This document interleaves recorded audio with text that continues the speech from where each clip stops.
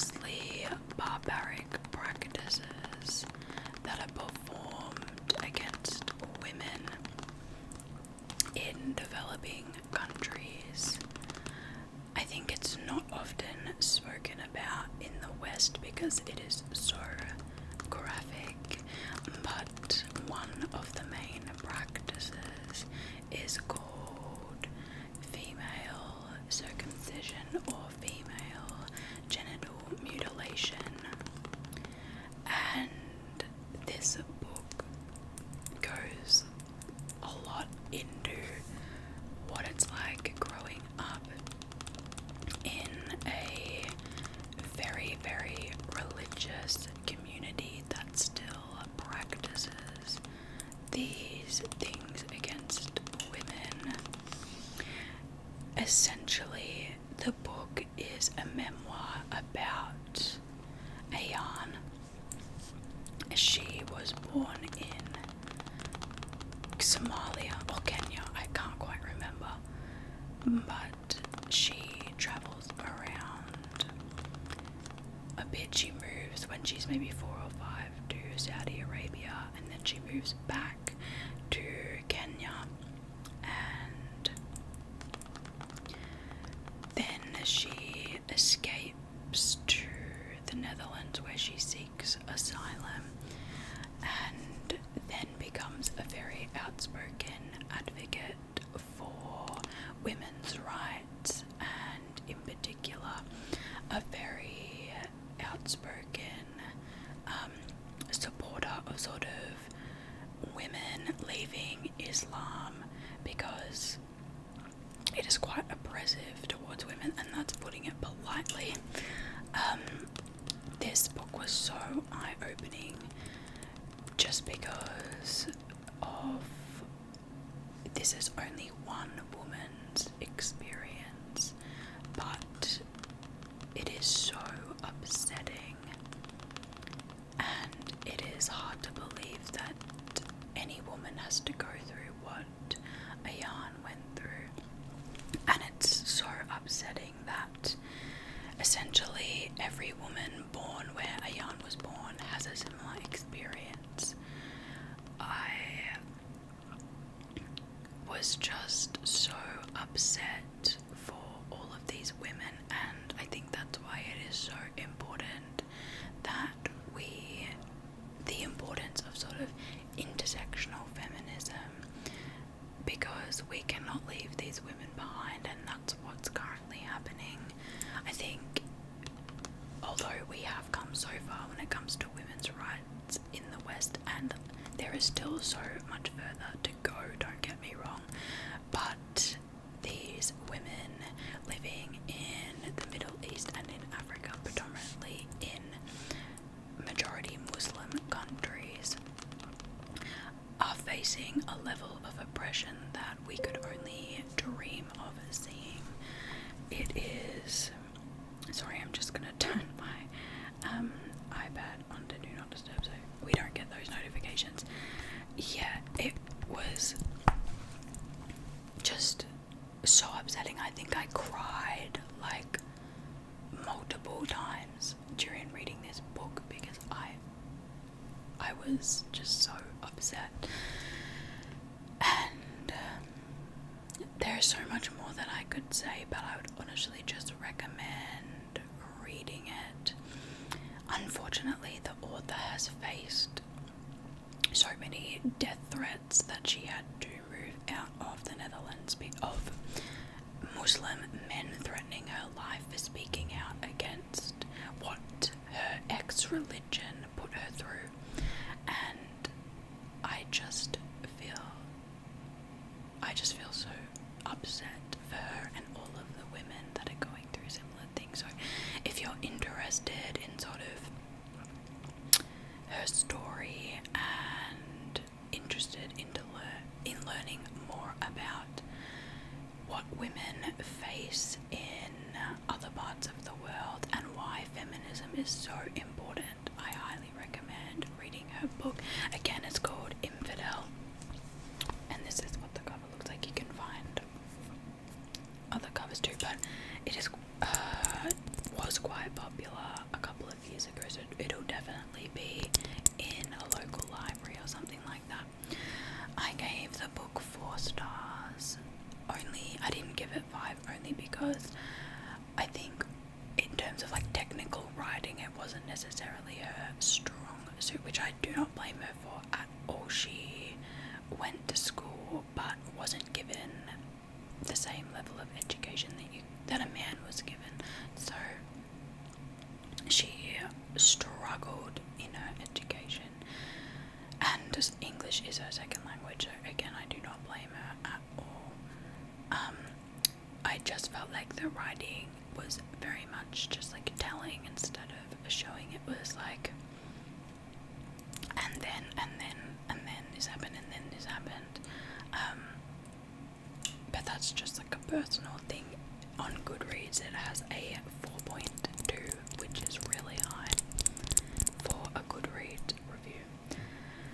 So as much as I really enjoyed that book and learning about the injustices that happen in other countries across the world, that book definitely put me on a trajectory this month of not reading as much, just because it was so heavy and I just needed a break, which I think is fair enough. The next book I read is Ray Bradbury's Fahrenheit 451.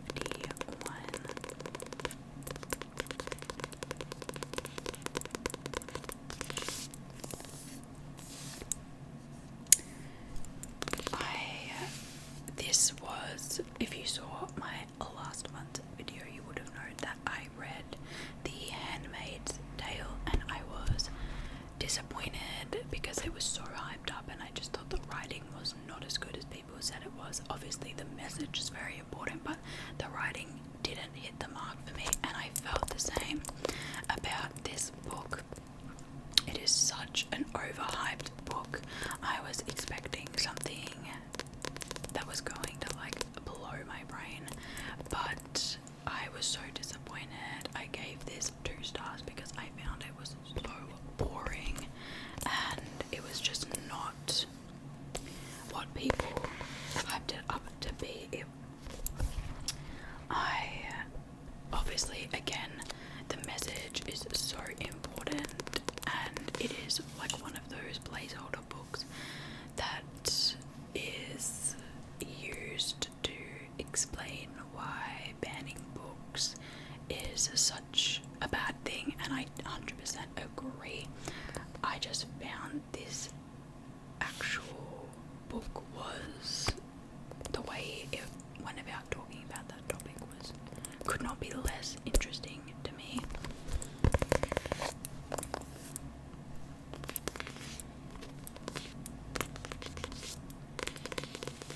The main problem that I had with it was that the main character, Mondang, was insufferable, and because of when this was written, I also felt that his wife was really stereotyped as being like a dumb ditzy blonde woman, and I'm sure this book was progressive for its time, but I felt her character was like a complete stereotype, and the book seemed honestly more to be about how what we consume, specifically in the book it's about like TV, is making us dumb, not necessarily about how book burning is bad. Even though there was still that aspect, it was definitely like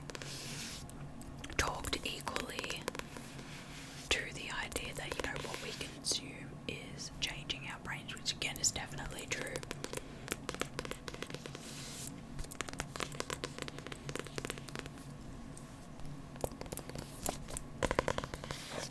I was just disappointed because I think it's just so overhyped and I was expecting so much more, and it wasn't there for me, sadly.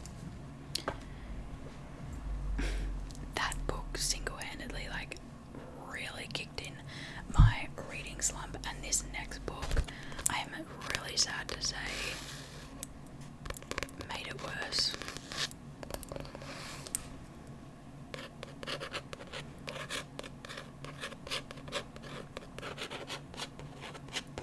This is The Alchemist by Paulo Coelho.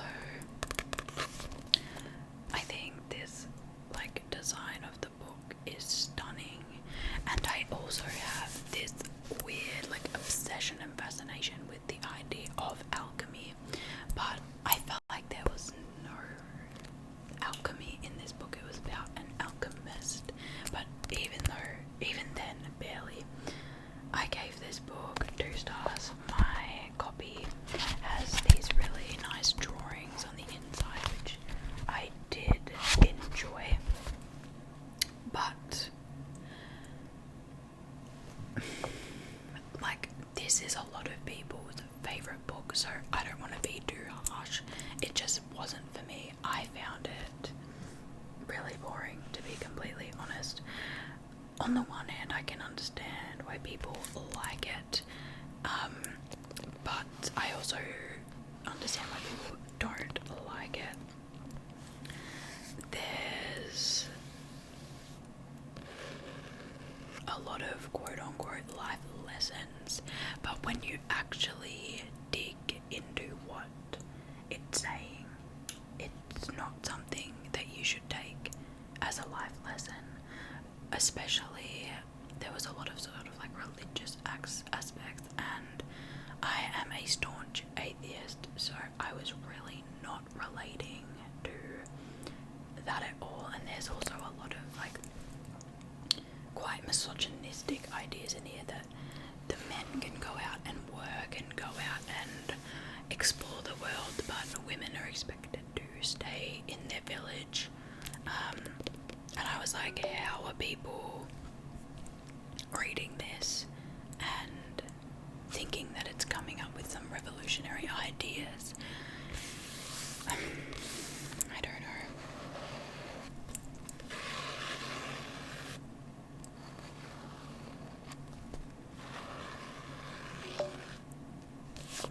Sorry, I turned my iPad on Do Not Disturb, but the sounds are still coming through. Let me just turn it all the way down.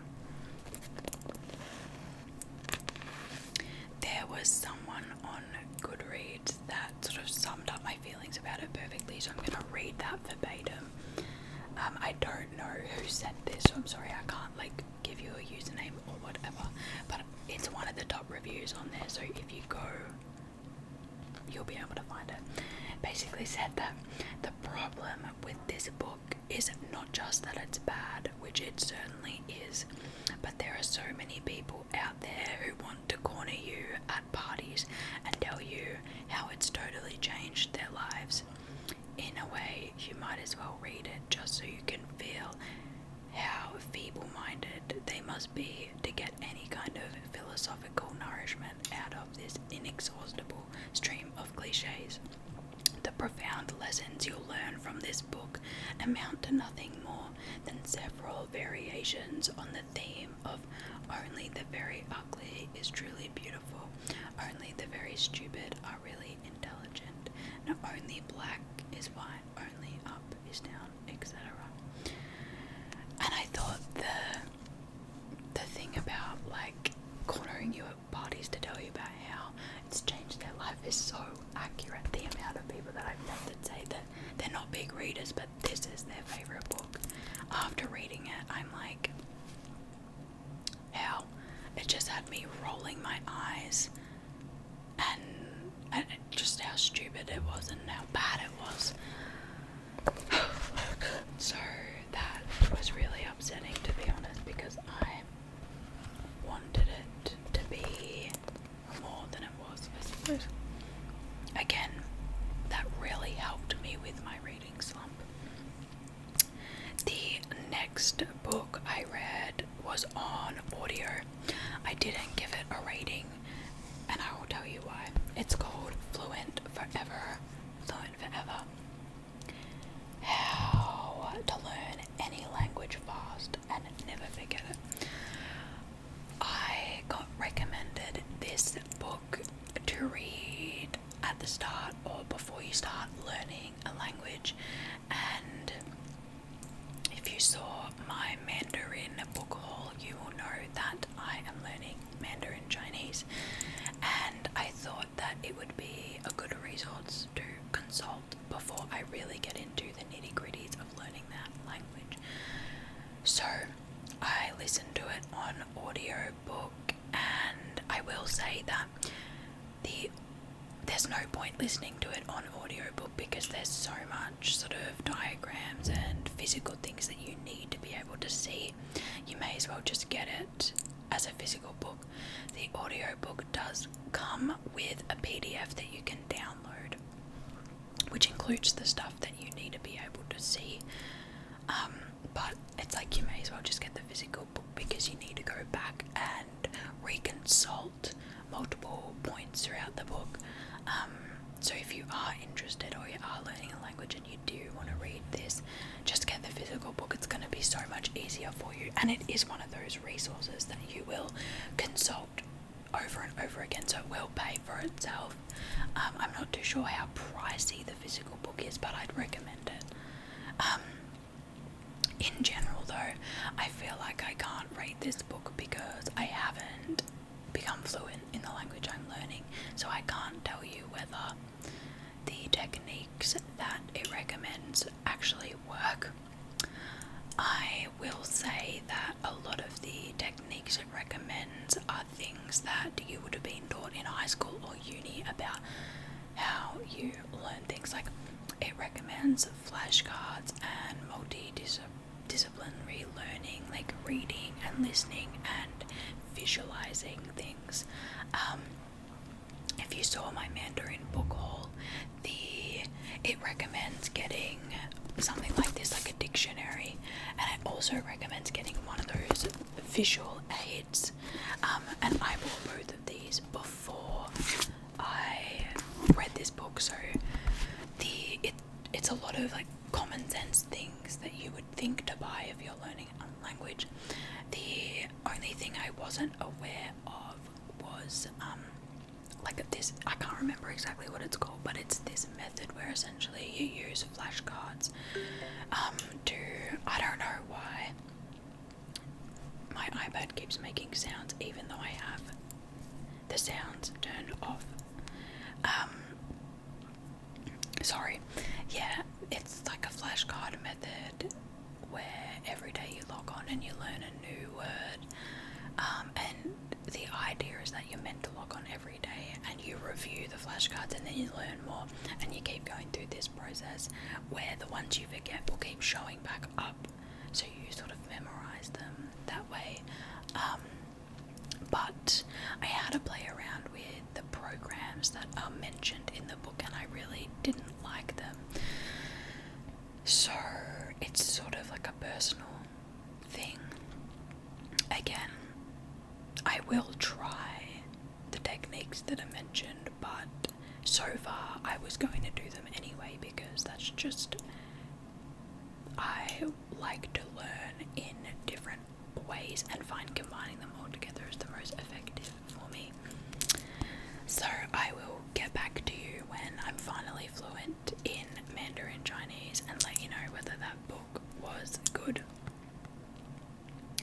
The next book I read this month, again I listened to this one on audiobook, and it is called Loved Ones by Aisha Mahara. This is a new release, it just came out a couple of months ago. I had been seeing it at my local bookstore on the shelf, and every time I saw it there I was really interested, and I would go over, read the blurb and be like, oh nah, this doesn't really seem up my alley. But I'm so glad that I gave it a chance, and I wish that book marketing would be better because there are so many books that are marketed really interestingly that suck, or that are marketed really badly that are actually really good. I gave this one 4 stars. I did really enjoy it. Essentially, it is about a girl who loses her best friend / it's a bit more complicated than that.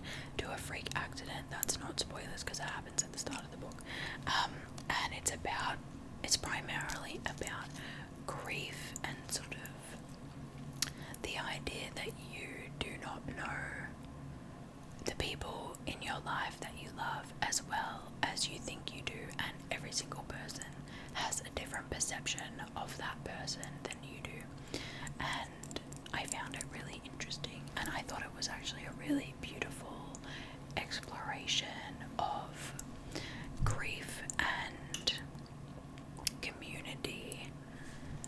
It is a lot more complicated than I'm making it seem, but I don't want to spoil it. There are so many twists and turns that I did not see coming, but in a really good way. But it's also doesn't stray too far from that theme, which I also liked. It's not trying to do too much. It's about like a group in their 20s, in their late 20s, and I found it to be really realistic. It is messy and complicated, just like in real life. No one's perfect. Some people make really bad decisions that you're like, why would you do that? And other people make really good decisions that you agree with, and it's just quite realistic to life. I did find the protagonist cringy at the start, but as time went on, I was like, no, I actually really like you, and you are just like a mess at the moment, and that's why that's coming across. But I lost that feeling towards the halfway into the book. I honestly don't have that much else to say about this book. I always find that the more I enjoy a book, the less I have to say, unless it's like a politics book or something like that. This was just, I wouldn't say it was wholesome, but it was at the same time, and I just recommend it. Just read it, it was good. And the next book I also listened on audio, which I loved. I loved this book. It's called Open Throat by Henry Hoke. This was an audio book on BorrowBox, which is like the Australian version of Libby. It's like a library app where they have audiobooks and ebooks. And it was weirdly under the erotica section. I was just scrolling through the categories to see if I could find a book that I wanted to read, and it sparked my interest. I have no idea why it was under the erotica section, because it is not at all erotic. It's not sexual in any way, but it is amazing. It is a 160-page book. It was an hour and 45 minutes to listen to. I do listen on like 2 times speed, because I find that on the normal speed, why do they talk so slowly? Anyway, so it literally only took me like an hour, less than that, to listen to. It follows the story and is told completely from the perspective of a mountain lion who lives under the Hollywood sign in Los Angeles. And the mountain lion has such an interesting personality. He's super quirky, super fun. He is also queer, but that's not really the main part of the story. Like, that's the main part of the advertising for the book, but that really only gets mentioned once. The book covers so much, and it's like mainly a political, sociological observation on humans told through like the third party perspective of this animal. And I honestly found the animal's observations to be so profound, and the writing is not necessarily amazing. Like, it's quite simple, but that's the point. It's meant to be told through an animal's perspective. It's not using really complicated language, because an animal wouldn't use complicated language, and I really enjoyed that. And I found that because the language was so simple, the observations on humanity and society, that made so much more of an impact. Again, I don't have much to say about this book. I rated it 5 stars. It was really, really good. I would just recommend reading it, honestly.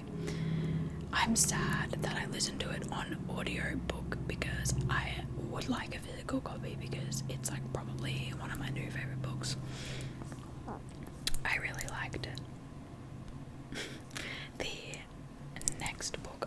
this month, I actually DNFed, and that is 100 years of solitude. I got 90 pages in, and I was bored out of my mind. I really tried. Like, this is like a 400-page book, so I wanted to give it more than I normally try and DNF a book between like 30 and 50 pages if I'm not enjoying it. Because this one's a little bit longer, I wanted to give it more of a chance. But I was so lost. I had no idea what was going on. Everything was going over my head. I really struggled to concentrate. I was not enjoying it. I was dreading picking it up. So I DNF'd it. This is where I got to. So I don't know if that's a far enough chunk, but I understand that this is apparently like an amazing book. Everyone raves about it, loves it, but I was not enjoying it, so I had to put it down. I did not want to make my book slump worse. I hope that I will pick it back up in the future, but right now it's just not the right time. Normally when I DNF a book, I'll give it away in my book library, but I think I will hold on to this one just because I do have the intention to pick it back up, but not right now. The next book I read for this month was called Blob, and this was for my book club read.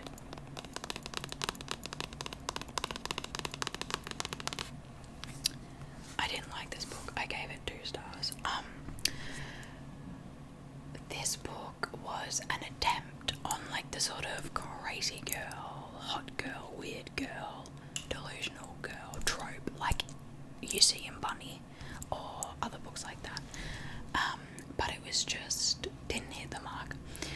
Essentially, this girl is quite mentally ill, and she discovers a blob on the ground and it turns into a human, and then it leaves her. And I thought the book was going to be more about the blob, but it really wasn't. It was more of like a catalyst to her life falling apart. It already like was falling apart before the blob, but everything just goes tits up after the blob. I was just disappointed because I was preparing myself for like a really weird story like in Bunny, because this book is often compared to Bunny, but I just found that it was not anywhere similar. The writing wasn't very good, and it just felt like the whole story wasn't fleshed out enough. There was so many sort of flashback scenes that didn't need to be included, and I felt like if you had just removed the flashback scenes and replaced those scenes with more about the blob, it would have been much more interesting. But obviously that is not what happened. I saw in the acknowledgement section that this author has a PhD in fiction, and I would just like to ask who granted her that PhD, because this book was not good. It was not good. Anyway, and the last book that I read this month, I just finished last night, so it just made the cut, and it is Boy Parts by Eliza Clark. This is what I wanted Blob to be.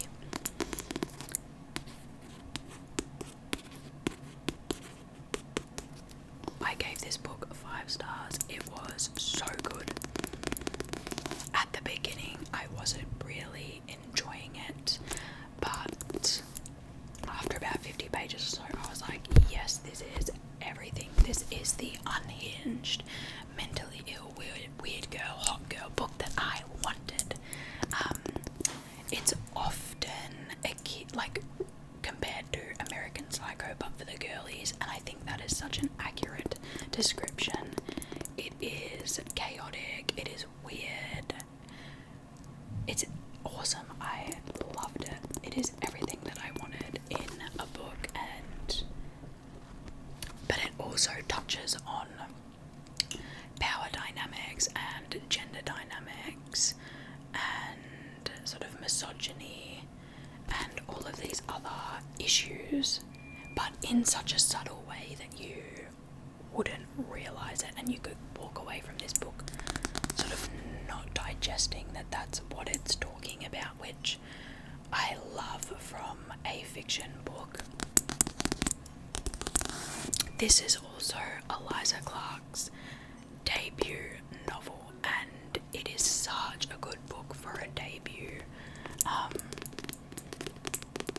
I actually can't believe that this was her first book, because it is incredible.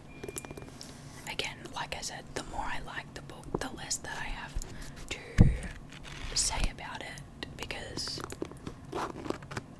I just had no criticisms on it. I highly recommend it. I will warn you, it is very weird, but I highly recommend.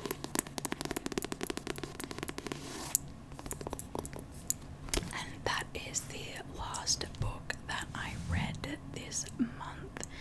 Thank you so much for joining me here today. If you liked this video, please give it a thumbs up. Leave me a comment down below if you've read any of these books, if you want to read any of them, and let me know what you thought. Also, let me know what you read this month, and if you have any recommendations for me, I would love to hear them. Don't forget to subscribe to my channel. I do a reading wrap up video every month, but there's also lots of other book content on my channel and other bits and bobs. I just sort of film what I like to watch, and it's pretty random, so if you like that sort of content in ASMR, please subscribe and join me on my journey. Thank you so much, and I will see you guys in the next